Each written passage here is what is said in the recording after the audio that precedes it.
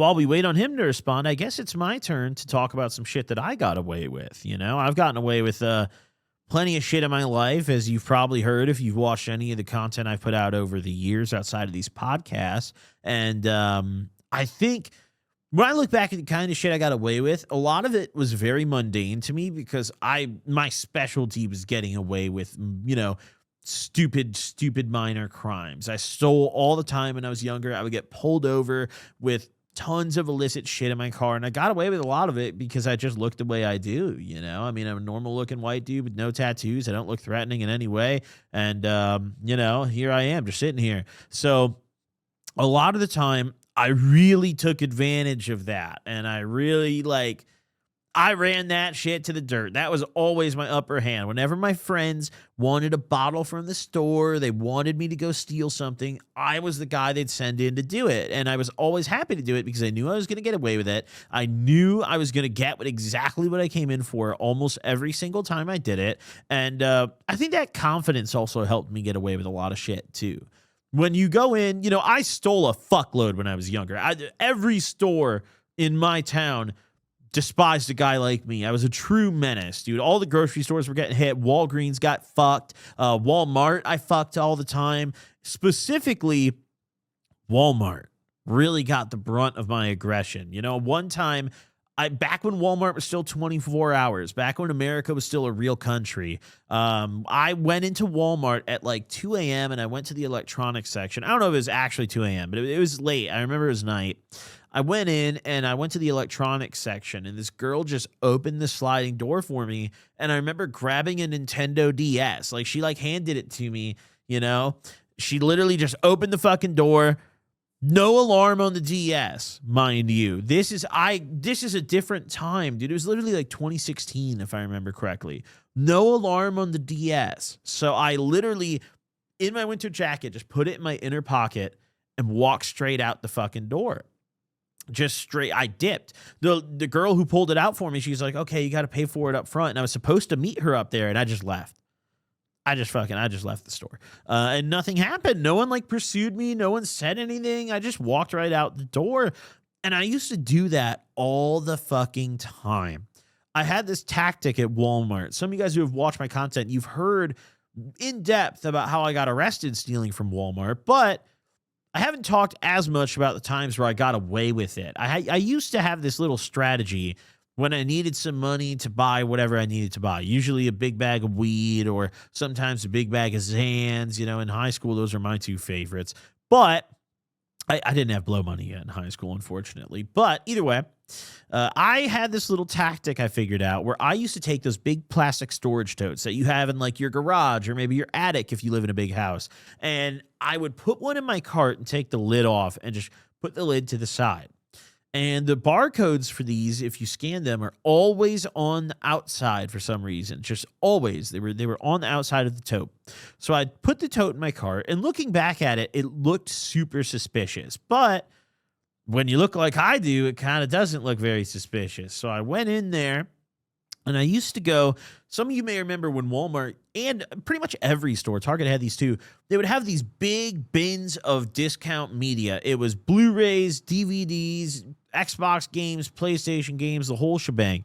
And on their own, they were pretty cheap. You know, you'd have maybe at most a $10 to $20 game would be in that bin. But they were mostly the only games that were loose with no alarm, right? Everything else, if you wanted to go get a $60 game out of the glass that someone had to come get, you had to get an employee to get it for you, which made it a little harder, and that shit had an alarm on it. They would usually have those plastic cases, you know? So Best Buy sucks. They use those plastic cases for everything, and it sucks. Or they just have those little, X-shaped alarms. Either way, I would fill up the whole storage tote as high as I could with a bunch of video games. I would try to go for the video games because the DVDs and Blu-rays don't really resell for anything.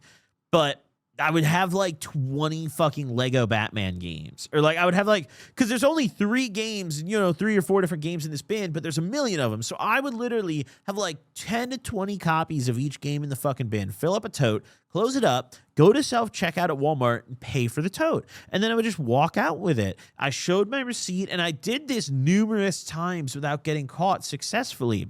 Once I got out with the totes, I always had to think with myself, like, how do I get rid of this many Batman games in order to get an ounce of fucking weed? And the answer was just go to every single GameStop and pawn shop in the area, like spread it out. There was other game stores too that I'd also go to. It wasn't just GameStop, but I'd spread it out. I'd pull up, at most give 2 copies of the same game to each store, and I'd be like, oh yeah, me and my little brother both had copies so we could play together on our consoles, and now we're both selling them to get the new ones or whatever. Just some bullshit ass story, which at GameStop, like, bro, they're not the feds. They don't care. Like, as long as if I walked in and sold like 10 copies of each game, they'd be like, all right, dude. And they're all still wrapped in the seal too.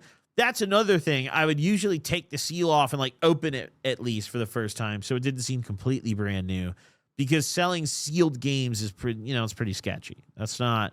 It's like, all right, bro, you came in to pawn 5 copies of Lego Batman. They're all sealed, dude. What's cracking with that? But I would sell it all for cash and just get away with it. And it worked until finally I got arrested for felony retail theft. I think it was like the 4th time I did it, if I remember correctly. I actually got caught and got arrested, got it reduced to a misdemeanor in court. And honestly, looking back at it, still worth it at the time. I don't care. The first 3 times I did it, I would usually make like $200 to $250 after I sold all the games. Sometimes it was a little less, but I remember the most I ever made was around $250. And that was like big money at the time. Dude, that was huge. I mean, when you're 16, you got fuck all, and you're trying to get high with your dumbass friends. Like, dude, $250 is Bill Gates money. Like, buddy, I just sold my stake in Microsoft. Like, that's fucking huge. Another thing that I got away with that's a little more serious that I've talked about online before is I got assigned. I've, in my life total, been assigned to about 450 community service hours. And that is actually, no, it's about 500 in total. I forgot the first time I got them. But I was on probation back in like 2017, and I got sentenced to, I believe it was 200 for that instance. And I had those 200 hours, and I only actually did about 20 of them. I went to this place where they would sign these little like permission slips saying you did your service. And I realized pretty quickly as I was coming in to do my hours where they stored that stack of slips. So I went in for about like 20 real hours of service. I saved all my slips, because the way it would work is they'd sign your slip saying you did your service, and then you'd bring them all in at the end to show like, hey, look, I did all this service. They'd add it up and be like, cool. You did your service, like, PO's all good. Everyone's satisfied in that scenario, right? So I got like 20 hours worth of slips, and then I stole the stack. One day I went in to go volunteer, and I went to the bathroom, and I just grabbed the stack of papers and fucking left. Like, I just walked out the door and dipped. And completely fine. I went home, and that was where the real work began, because I was sitting there trying to forge all these signatures that, like, I've never forged a signature before. Like, this isn't something I'd ever done. So, like, dude, I tried tracing. I remember practicing a bunch on notebook paper, because there was only like 2 or 3 people that would ever sign it. So I didn't have to learn like a million different signatures. There was only a handful of them at a time. But I'm just like filling in these times and fucking signatures and shit, which, if anyone cross-checked their schedule of like, who was signing papers on this day, they would have 100% caught me and realized that I was faking these, but they didn't. I brought them all in. I got the documentation saying I did all my 200 hours of community service, and I got off probation for that. And it fucking worked. And when I look objectively at like, okay, what are the riskiest things I ever did that I got away with? That's probably it.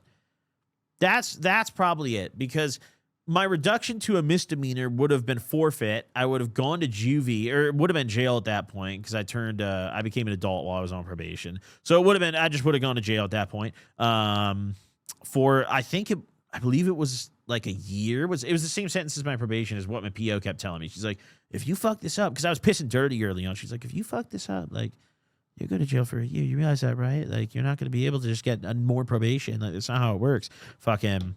In the end, she ended up liking me so much, she gave me a McDonald's gift card when I finished. She gave me a $5 McDonald's gift card when I got off probation. It was like, damn, you don't even realize I just fucked you in the ass. You know, I'm so sorry, P.O. I didn't mean to do that.